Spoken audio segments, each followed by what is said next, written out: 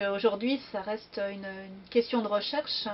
On a besoin d'avoir une évaluation des interventions qui pourraient le mieux fonctionner chez ces enfants et de pouvoir l'évaluer. Et c'est pourquoi voilà, nous avons inscrit cette thématique de recherche dans notre unité. Et derrière, le corollaire, c'est d'avoir un programme et des financements dans ce domaine pour pouvoir développer la recherche. La question des perdus de vue est une question essentielle.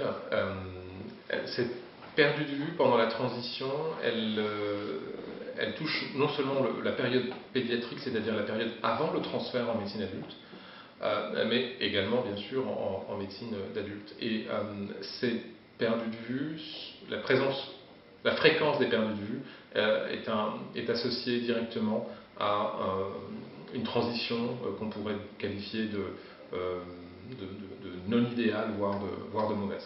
Alors, il n'y a pas de bon moyen pour, disons, prendre en charge cette problématique. Ça dépend d'un certain nombre de facteurs.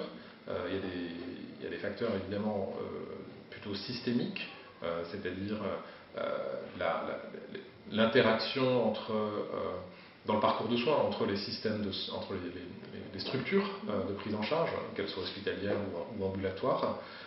Évidemment, si par exemple le service pédiatrique et le service adulte sont sur le même site, cela limite quand même considérablement, même si ce n'est pas totalement absent, la problématique de perdu de vue. Le fait de se connaître, d'avoir la même compréhension et de pouvoir individualiser ce passage de transition pour les uns un peu plus tôt, pour les autres beaucoup plus tard, ça doit être dans une communauté de travail, de pensée, et on se connaît.